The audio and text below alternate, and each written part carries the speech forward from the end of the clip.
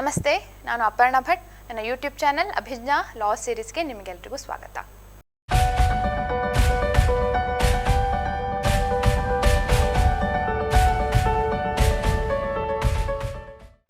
ಇವತ್ತು ನವೆಂಬರ್ 26. ಇವತ್ತಿನ ದಿನದ ವಿಶೇಷತೆ ಏನಂದರೆ, ಇವತ್ತು ಸಂವಿಧಾನ ದಿನ ಅಂತ ಕರೀತಾರೆ. ಭಾರತ ಯಾವಾಗ ಸ್ವಾತಂತ್ರ್ಯ ಪಡ್ಕೊಳ್ತು, ಆಮೇಲೆ ಒಂದು ಕಾನ್ಸ್ಟಿಟ್ಯೂಷನ್ ಅಂತ ತಯಾರು ಮಾಡಿದರು. ಅದು ಭಾರತ ಅದನ್ನು ಅಡಾಪ್ಟ್ ಮಾಡಿಕೊಳ್ತು. ಆ ಒಂದು ದಿನದ ಒಂದು ವಿಶೇಷತೆ, ಅದನ್ನು ಹೆಮ್ಮೆ ಪಟ್ಕೊಂಡು ನಾವೆಲ್ಲರೂ ಕೂಡ ಆ ಒಂದು ಭಾರತೀಯರಾಗಿ ಪ್ರತಿಯೊಬ್ಬ ಪ್ರಜೆಯೂ ಕೂಡ ಹೆಮ್ಮೆ ಪಡುವಂಥ ವಿಷಯ ನಮ್ಮ ಭಾರತದ ಕಾನ್ಸ್ಟಿಟ್ಯೂಷನ್. ಸೊ ಅದನ್ನು ಒಂದು ನೆನಪು ಮಾಡಿಕೊಳ್ಳುವಂತಹ ಸಂದರ್ಭ ಈ ಒಂದು ಕಾನ್ಸ್ಟಿಟ್ಯೂಷನ್ ಡೇ. ಸೊ ಇವತ್ತು ಕೂಡ ನಾವು ಕೂಡ ನಮ್ಮ ಚಾನಲಲ್ಲಿ ಈ ಕಾನ್ಸ್ಟಿಟ್ಯೂಷನ್ಗೆ ಸಂಬಂಧಪಟ್ಟ ಕೆಲವೊಂದು ಎಲ್ರಿಗೂ ಗೊತ್ತಿರುವಂಥ ವಿಚಾರಗಳು ಬಹಳಷ್ಟು ಇವೆ. ಅದನ್ನೇ ಮತ್ತೆ ಪುನರಾವರ್ತನೆಯಾಗಿ ಮತ್ತೆ ಸ್ವಲ್ಪ ನೆನಪು ಮಾಡ್ಕೊಳ್ಳೋಣ. ಭಾರತ ಸಂವಿಧಾನ ಯಾರ್ಯಾರು ತಯಾರು ಮಾಡಿದ್ರು ಅವರನ್ನೆಲ್ಲರೂ ಕೂಡ ನೆನಪು ಮಾಡ್ಕೊಳ್ತಾ, ಅದರಲ್ಲಿ ಯಾರ್ಯಾರು ಶ್ರಮ ಪಟ್ಟರು, ಯಾರು ಅವರ ದೇಣಿಗೆ ನೀಡಿದ್ದಾರೆ, ಅವರೆಲ್ಲರಿಗೂ ಕೂಡ ಈ ನಮ್ಮ ಒಂದು ಈ ದಿನ ಅವರಿಗೆ ಸಮರ್ಪಿಸ್ತಾ, ಅವರನ್ನು ಸ್ಮರಿಸ್ತಾ ಈ ಒಂದು ವಿಡಿಯೋನ ಅವರಿಗೆ ಡೆಡಿಕೇಟ್ ಮಾಡೋಣ. ಹಾಗೆ ಇವತ್ತಿನ ಈ ವಿಡಿಯೋದಲ್ಲಿ ನಾನು ನಿಮಗೆ ಮತ್ತೇನು ತಿಳಿಸ್ಕೊಡ್ತೇನೆ ಅಂದರೆ, ಈ constitution of India, so it's mother of all laws that actualise in the political system of India. ಭಾರತದಲ್ಲಿರುವಂತಹ ಎಲ್ಲ ಕಾನೂನುಗಳಿಗೆ ಇದೊಂದು ತಾಯಿಯಾಗಿದೆ. It is the supreme law of the land. ಹೇಗೆ ಅತ್ಯುನ್ನತ ಕಾನೂನು ಅಂತ ಹೇಳ್ತೇವೆ, ಆ ಕಾನ್ಸ್ಟಿಟ್ಯೂಷನ್ಗೆ ಸಂಬಂಧಪಟ್ಟ ಹಾಗೆ ಅದಕ್ಕೆ ವಿರುದ್ಧವಾಗಿ ಯಾರೂ ಹೋಗಲಿಕ್ಕಿಲ್ಲ. ಎಲ್ಲ ಕಾನೂನುಗಳು ಯಾವ್ಯಾವ ಕಾನೂನುಗಳು ಮಾಡ್ತಾರೆ ಅದನ್ನೇ ಈ ಕಾನ್ಸ್ಟಿಟ್ಯೂಷನಲ್ಲೂ ಕೂಡ ಕಾನ್ಸ್ಟಿಟ್ಯೂಷನ್ಗೆ ಸಂಬಂಧಪಟ್ಟ ಹಾಗೆ ಅದನ್ನು ಉಲ್ಲಂಘನೆ ಆಗದೇ ಇರುವ ಹಾಗೆ ಎಲ್ಲ ಕಾನೂನುಗಳನ್ನು ಮಾಡಬೇಕಾಗತ್ತೆ. ಸೊ ಮೊದಲನೇದಾಗಿ ನೋಡೋಣ, ಕಾನ್ಸ್ಟಿಟ್ಯೂಷನ್ಗೆ ಸಂಬಂಧಪಟ್ಟ ವಿಚಾರಗಳೇನು, ಹಿಸ್ಟ್ರಿ, ಒಂದು ಅದರದ್ದು ಇತಿಹಾಸ ಏನಂತ ನೋಡ್ಲಿಕ್ಕೆ ಹೋದರೆ, it is framed by constitution assembly set up in 1946. 1946 constituent assembly ಈ ಒಂದು ಕಾನ್ಸ್ಟಿಟ್ಯೂಷನ್ ಅಸೆಂಬ್ಲಿ ಈ ಕಾನ್ಸ್ಟಿಟ್ಯೂಷನ್ನ ಫ್ರೇಮ್ ಮಾಡ್ತು. ಹಾಗೆ ಅದರದ್ದು ಡ್ರಾಫ್ಟಿಂಗ್ ಕಮಿಟಿ ಹೇಳೊಂದು ಹಲವಾರು ಕಮಿಟಿಗಳು ಮಾಡಿದರು. ಆ ಡ್ರಾಫ್ಟಿಂಗ್ ಕಮಿಟಿಯ ಚೇರ್ಮನ್ನು ಭಾರತದ ಸಂವಿಧಾನ ಶಿಲ್ಪಿ ಅಂತ ಯಾರು ಕರೆಯಲ್ಪಡ್ತಾರೆ, ಡಾಕ್ಟರ್ BR ಅಂಬೇಡ್ಕರ್ ಅವರು ಅದರದ್ದು ಡ್ರಾಫ್ಟಿಂಗ್ ಕಮಿಟಿಯ ಚೇರ್ಮನ್ ಆಗಿದ್ದರು. ಹಾಗೆ ಈ ಕಾನ್ಸ್ಟಿಟ್ಯೂಷನನ್ನು ಯಾವಾಗ ಅಡಾಪ್ಟ್ ಮಾಡಿಕೊಂಡ್ರು ಅದು ಇವತ್ತು, ಅಂದರೆ ಇವತ್ತಿನ ದಿನ ಅಂದರೆ 26ನೇ ನವೆಂಬರ್, ಆದರೆ 1949ನೇ ಇಸ್ವಿಯಲ್ಲಿ ಅದನ್ನು ಅಡಾಪ್ಟ್ ಮಾಡಿಕೊಂಡ್ರು. ಅದಕ್ಕೋಸ್ಕರ ಈ ದಿನ ಅದನ್ನು ನೆನಪಿಗೋಸ್ಕರ ಕಾನ್ಸ್ಟಿಟ್ಯೂಷನ್ ಡೇ ಅಂತ ಹೇಳಿ ಕರೆಯಲ್ಪಡ್ತದೆ. ಹಾಗೆ ಯಾವಾಗ ಎಫೆಕ್ಟಿಗೆ ಬಂತು ಅಂದರೆ ಯಾವಾಗ ನಾವು ಗಣರಾಜ್ಯೋತ್ಸವ ದಿನ ಅಂತ ಕರಿತೇವೆ, ಜನವರಿ 26, 1950ನೇ ಇಸ್ವಿಯಲ್ಲಿ. So it came into effect on January 26, 1950, which is observed as Republic Day. ಹಾಗೆ ಇಟ್ ಈಸ್ ಒರಿಜಿನಲಿ ಅದು ಸ್ಟಾರ್ಟ್ ಆಗುವಾಗ, ಕಾನ್ಸ್ಟಿಟ್ಯೂಷನ್ ಅಡಾಪ್ಟ್ ಆಗುವಾಗ ಅದರಲ್ಲಿ ಎಷ್ಟು ಆರ್ಟಿಕಲ್ಸ್ ಇತ್ತು ಅಂದರೆ 395 ಆರ್ಟಿಕಲ್ಸು, 22 ಪಾರ್ಟ್, ಹಾಗೆ 8 ಶೆಡ್ಯೂಲ್ಗಳಿದ್ವು. ಸೊ ಇದು ಒಂದು ಬೇಸಿಕ್ ಆಗಿ ಬಹಳ ನೆನ್ಪಿಟ್ಕೊಳ್ಬೇಕು, ಯಾಕೆಂದರೆ ನಿಮಗೆ ಲೀಗಲ್ GKಯಲ್ಲೂ ಕೂಡ ಬರುವಂಥದ್ದು. ಕಾನ್ಸ್ಟಿಟ್ಯೂಷನ್ಗೆ ಸಂಬಂಧಪಟ್ಟ ಎಲ್ಲ ನಾಲೆಜ್ ಏನು, ನಮ್ಮ ಇಂಡಿಯನ್ ಪಾಲಿಟಿ, ಅವೆಲ್ಲವೂ ಕೂಡ ಈ GKಯಲ್ಲೂ ಕೂಡ ಹೆಲ್ಪ್ ಆಗುತ್ತೆ. ಸೊ ಅದನ್ನು ಓದಿ ಅರ್ಥ ಮಾಡ್ಕೊಳ್ಳಿ. ಸೊ ಈ ಕಾನ್ಸ್ಟಿಟ್ಯೂಷನ್ನ ಫ್ರೇಮ್ ಮಾಡಲಿಕ್ಕೆ ಎಷ್ಟು ಟೈಮ್ ತಗಲ್ತು ಅಂದರೆ ನೋಡಿ, 2 years, 11 months and 18 days. So ನಾವು ಇಷ್ಟು ಒಂದು ಹೆಮ್ಮೆ ಪಟ್ಕೊಳ್ಳುವಂಥ ಈ ಕಾನ್ಸ್ಟಿಟ್ಯೂಷನ್ ಏನಿದೆ, ಯಾಕೆಂದರೆ ಇಡೀ ವರ್ಲ್ಡಲ್ಲೇ ಇದು ಲಾಂಗೆಸ್ಟ್.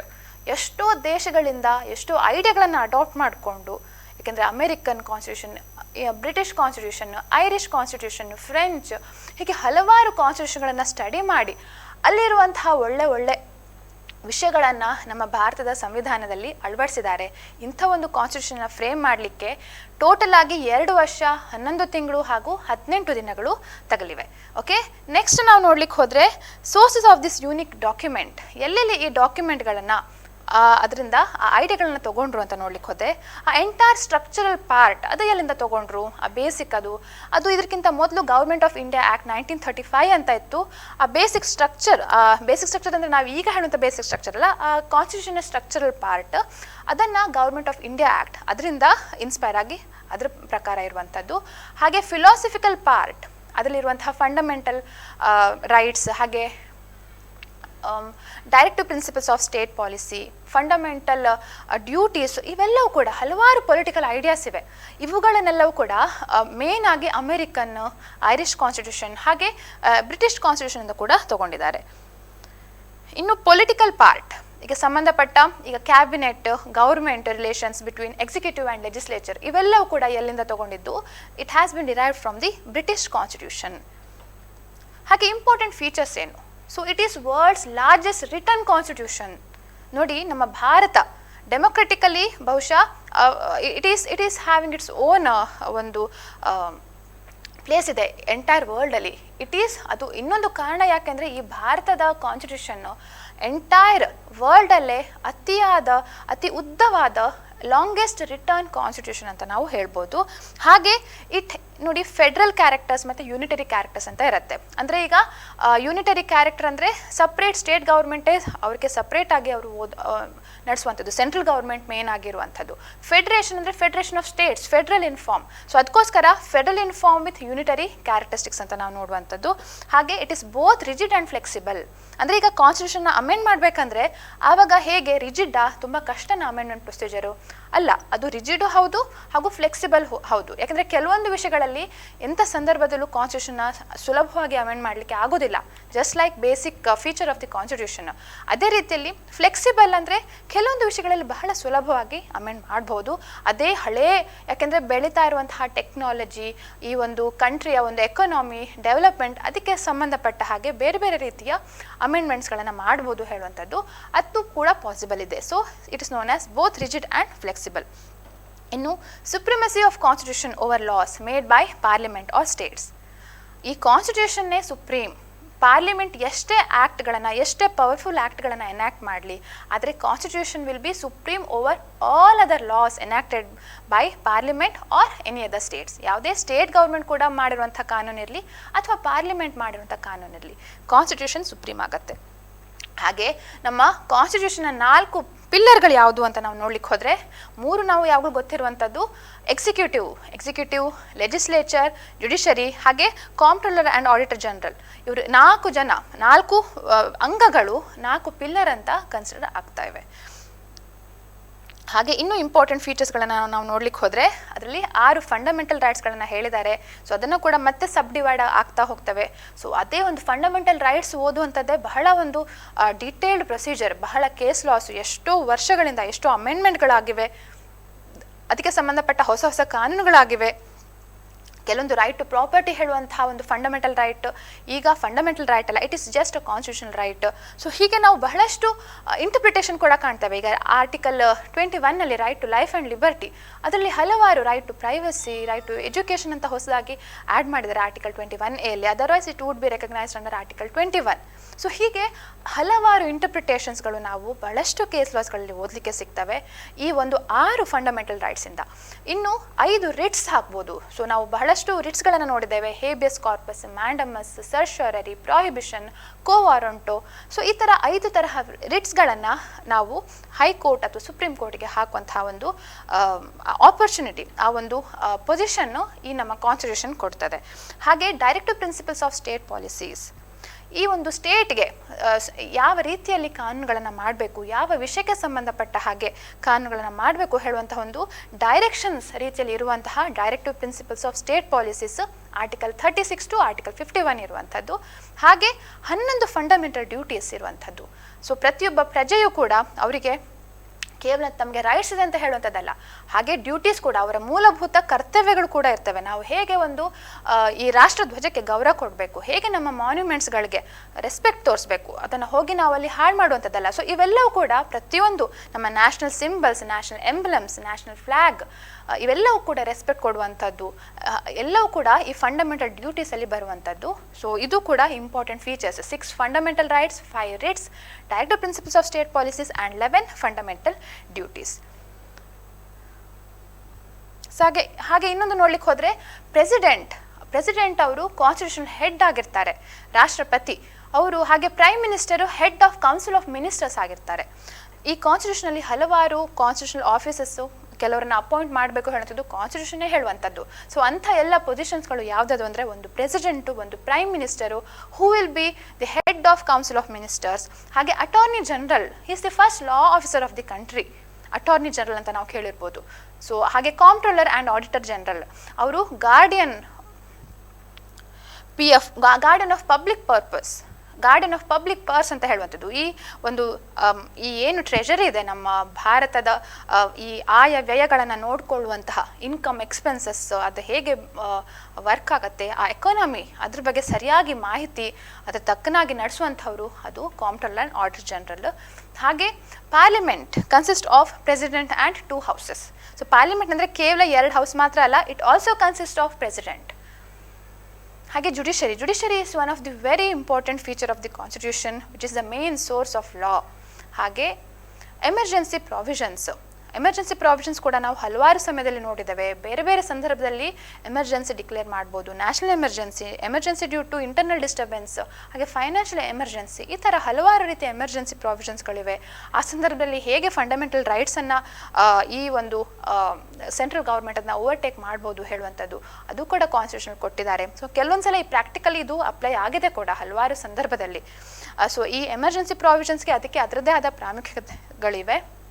ಸೊ ಇದನ್ನು ಕೂಡ ನಾವು ಇಂಪಾರ್ಟೆಂಟ್ ಫೀಚರ್ಸ್ ಅಂತ ಪರಿಗಣಿಸಲ್ಪಡ್ಬೋದು.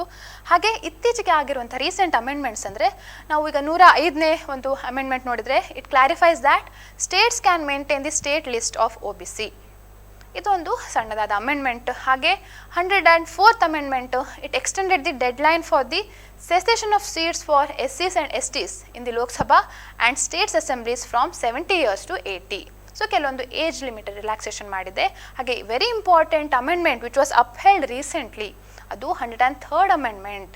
ಏನು EWS ಕೋಟಾ ಇದೆ, economic and weaker section quota ಏನಿದೆ 10% ಕೊಡಬೇಕು ಹೇಳುವಂಥ ರಿಸರ್ವೇಷನ್ ಕೊಡಬೇಕು EWS ಕ್ಯಾಟಗರಿಗೆ ಪಬ್ಲಿಕ್ ಎಂಪ್ಲಾಯ್ಮೆಂಟಲ್ಲಿ ಹೇಳುವಂಥದ್ದನ್ನು, ಪಬ್ಲಿಕ್ ಎಂಪ್ಲಾಯ್ಮೆಂಟ್ ಮತ್ತು ಎಜುಕೇಷನ್ ಇನ್ಸ್ಟಿಟ್ಯೂಷನ್ಸಲ್ಲಿ ಈ ಒಂದು ಕಾನ್ಸ್ಟಿಟ್ಯೂಷನ್ ಅಮೆಂಡ್ಮೆಂಟ್ ಇದು ಅಪ್ಹೆಲ್ಡ್ ಆಯಿತು ರೀಸೆಂಟ್ಲಿ ಸುಪ್ರೀಂ ಕೋರ್ಟಲ್ಲಿ.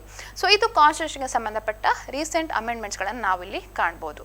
ಸೊ ಇವಿಷ್ಟು ನಾವು ಈ ಕಾನ್ಸ್ಟಿಟ್ಯೂಷನ್ಗೆ ಸಂಬಂಧಪಟ್ಟ ಹಾಗೆ ಈ ಕಾನ್ಸ್ಟಿಟ್ಯೂಷನ್ ಡೇ ದಿನ ಒಂದು ನೆನಪು ಮಾಡ್ಕೊಳ್ಳುವಂಥದ್ದು ನಮ್ಮೆಲ್ಲರ ಕರ್ತವ್ಯ. ಅದಕ್ಕೋಸ್ಕರ ಒಂದು ಸಣ್ಣದಾದ ಒಂದು ಪುಟ್ಟದಾದ ಒಂದು ಮಾಹಿತಿ ಇರುವಂಥ ಈ ವಿಡಿಯೋನ ಇವತ್ತು ನಾನು ಅಪ್ಲೋಡ್ ಮಾಡ್ತಾ ಇರುವಂಥದ್ದು. ಹಾಗೆ ಜುಡಿಷರಿಗೆ ಸಂಬಂಧಪಟ್ಟ ಕ್ಲಾಸಸ್ಗಳ ಬಗ್ಗೆ ನಾನು ನಿಮಗೆ ಹೇಳಲೇಬೇಕು. ಯಾಕೆಂದರೆ ತುಂಬ ಜನ ಕೇಳ್ತಾ ಇದ್ದೀರಿ ಅನ್ಅಕಾಡೆಮಿಯಲ್ಲಿ ಹೇಗೆ ಕ್ಲಾಸಸ್ಗಳನ್ನು ಎನ್ರೋಲ್ ಆಗ್ಬೋದು ಅಂತ, ಯಾವಾಗ ಕರ್ನಾಟಕಕ್ಕೆ ಸಂಬಂಧಪಟ್ಟ ಕ್ಲಾಸಸ್ಗಳು ಸ್ಟಾರ್ಟ್ ಆಗ್ತವೆ ಅಂತ. ಸೊ ಅನ್ಅಕಾಡೆಮಿಯಲ್ಲಿ ನಾನು ಆಲ್ರೆಡಿ ಫ್ರೀ ಲೈವ್ ಕ್ಲಾಸ್ಗಳನ್ನ ತೊಗೊಳ್ತಾ ಇರುವಂಥದ್ದು. ಹಾಗೆ ರಾತ್ರಿ 10 ಕಾಲಿಗೆ ಡಿಫ್ರೆಂಟ್ ಬ್ಯಾಚಸ್ಗಳಲ್ಲಿ ಇರುವಂತಹ ಬೇರೆ ಬೇರೆ ಬ್ಯಾಚಸ್ಗಳಿವೆ. ಅದಕ್ಕೆ ಸಂಬಂಧಪಟ್ಟ ಕ್ಲಾಸಸ್ಗಳನ್ನು ನಾನು 10 ಕಾಲದಿಂದ 11 ಕಾಲದ ತನಕ ತೊಗೊಳ್ತೇನೆ. ಸೊ ಇವತ್ತು 7ರಿಂದ 9 ಗಂಟೆ ತನಕ ಕರ್ನಾಟಕಕ್ಕೆ ಸಂಬಂಧಪಟ್ಟ ವೈವಾ ಏನಿದೆ ಅದಕ್ಕೆ ಸಂಬಂಧಪಟ್ಟ ಕ್ಲಾಸ್ಗಳು, ಅಂದರೆ ಜಸ್ಟ್ ಒಂದು ಇಂಪಾರ್ಟೆಂಟ್ ರೀಸೆಂಟ್ ಅಮೆಂಡ್ಮೆಂಟ್ಸ್ಗಳು ಅದ್ರ ಬಗ್ಗೆಲ್ಲ ನಾನು ನಿಮಗೆ, ರೀಸೆಂಟ್ ಕೇಸ್ ಲಾಸ್ ಅದ್ರ ಬಗ್ಗೆ ನಾನು ನಿಮಗೆ ತಿಳಿಸ್ಕೊಡ್ತಾ ಇದ್ದೇನೆ. ಅದಕ್ಕಿಂತ ಮುಖ್ಯವಾಗಿ ಅನ್ಅಕಾಡೆಮಿ ಸಬ್ಸ್ಕ್ರಿಪ್ಷನ್ ಯಾರಿಗೆ ತೊಗೊಳ್ಬೇಕು ಅಂತ ಇದೆಯೋ, ಅನ್ಅಕಾಡೆಮಿಯಲ್ಲಿ ಪ್ರೈಸ್ ಡ್ರಾಪ್ ಆಗಿದೆ. ಯಾವಾಗ November 25th November 29th ತನಕ ಈ ಒಂದು ಪ್ರೈಸ್ ಡ್ರಾಪ್ ಕಾಣ್ಬೋದು. ಸೊ 12 ತಿಂಗಳದ್ದು ನಾವು ಜಸ್ಟ್ ಒಂದು ಎಕ್ಸಾಂಪಲ್ ನೋಡ್ಲಿಕ್ಕೆ ಹೋದರೆ ಟೋಟಲ್ 12 ತಿಂಗಳಿಗೆ ಆ್ಯಕ್ಚುಲ್ ಪ್ರೈಸ್ 52,000, ಅದೇ ಪ್ರೈಸ್ ಡ್ರಾಪ್ ಆಗಿರೋದಕ್ಕೆ 47,000 ಚಿಲ್ಲರೆ ಆಗುತ್ತೆ. ಅದು ನೀವು ನನ್ನ ಡಿಸ್ಕೌಂಟ್ ಕೋಡ್ 10% ಡಿಸ್ಕೌಂಟ್ ಸಿಗುವಂತಹ ಒಂದು ಡಿಸ್ಕೌಂಟ್ ಕೋಡ್ ಅಪರ್ಣ ಲಾ ಅಂತ ಹಾಕಿದರೆ ನಿಮಗೆ ಟೋಟಲ್ ಆಗಿ ಕೇವಲ 42,000 ಕಟ್ಟಲಿಕ್ಕೆ ಬರುವಂಥದ್ದು. ಸೊ ಇದು ನಿಮಗೆ ಬಹಳ ಒಂದು ಮುಖ್ಯವಾಗಿ ಕಾಣ್ತಾ ಇರುವಂಥ ಒಂದು ಪ್ರೈಸ್ ಡ್ರಾಪಿನ ಒಂದು ಬೆನಿಫಿಟ್. ಸೊ ಟೋಟಲ್ ಆಗಿ ನೀವು ಆಲ್ಮೋಸ್ಟ್ ಒಂದು 10,000 ತನಕ ಯು ಕ್ಯಾನ್ ಸೇವ್.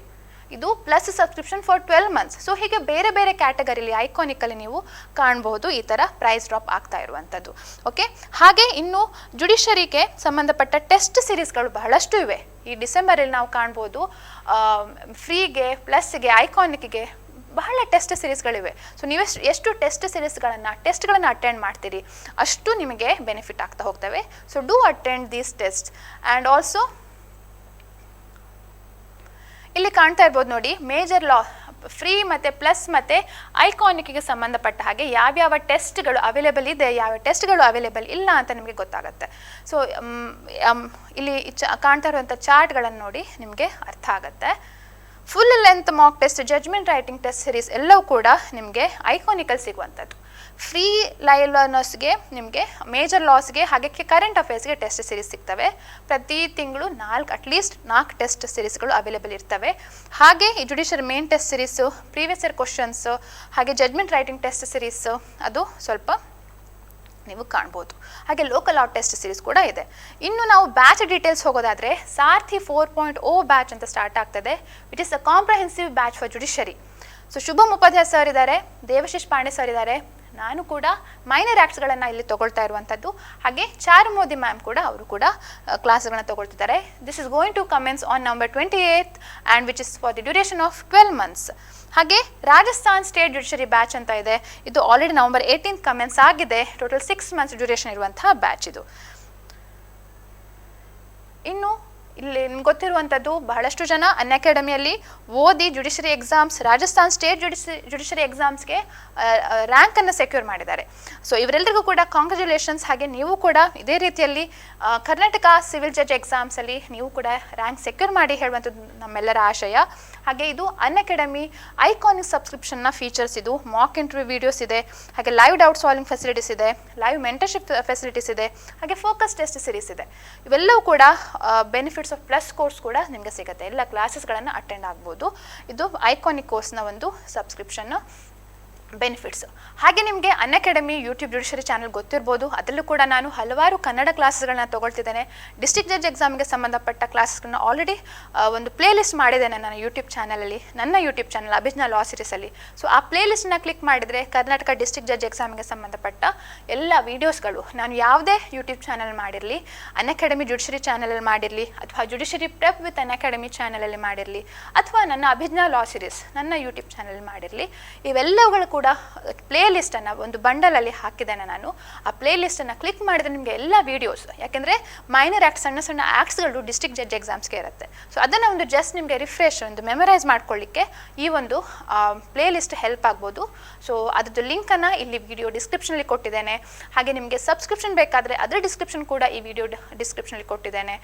ಹಾಗೆ ಸಾರ್ಥಿ ಬ್ಯಾಚ್ ಅದರದ್ದು ವಿಡಿಯೋ ಲಿಂಕನ್ನು, ಆ ಬ್ಯಾಚ್ ಲಿಂಕನ್ನು ಈ ಡಿಸ್ಕ್ರಿಪ್ಷನಲ್ಲಿ ಕೊಟ್ಟಿದ್ದೇನೆ. ನನ್ನ ಪ್ರೊಫೈಲ್ ಲಿಂಕನ್ನು ಇಲ್ಲಿ ಕೊಟ್ಟಿದ್ದೇನೆ. ಹಾಗೆ ನಿಮ್ಗೆ ಏನಾದರೂ ಕಾಂಟ್ಯಾಕ್ಟ್ ಮಾಡಬೇಕಂತ ಇದ್ದರೆ ನನ್ನ ಕಾಂಟ್ಯಾಕ್ಟ್ ಡೀಟೇಲ್ಸ್ ಕೂಡ ಇಲ್ಲಿ ಸ್ಕ್ರೋಲಲ್ಲಿ ಬರ್ತಾ ಇರ್ಬೋದು.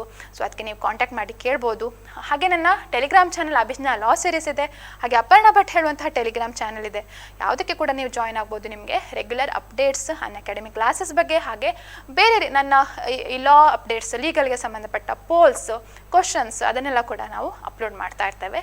ಸೊ ಹೀಗೆ ನಿರಂತರವಾಗಿ ನನ್ನ ಚಾನಲನ್ನು ವೀಕ್ಷಣೆ ಮಾಡ್ತಾ ಇರಿ. ಲೈಕ್, ಕಮೆಂಟ್, ಶೇರ್, ಸಬ್ಸ್ಕ್ರೈಬ್ ಮಾಡಲಿಕ್ಕೆ ತಪ್ಪದೆ ಮರಿಬೇಡಿ. ಹಾಗೆ ಮತ್ತೊಂದು ವಿಡಿಯೋದಲ್ಲಿ ಇನ್ನು Karnataka district judge exam question paper ಒಂದು 2020 ಸಾಲ್ವ್ ಮಾಡಲಿಕ್ಕೆ ಇದೆ. ಅದನ್ನು ಕೂಡ ಸಾಲ್ವ್ ಮಾಡ್ತೇನೆ ಸದ್ಯದಲ್ಲೇ. So keep watching. Thank you.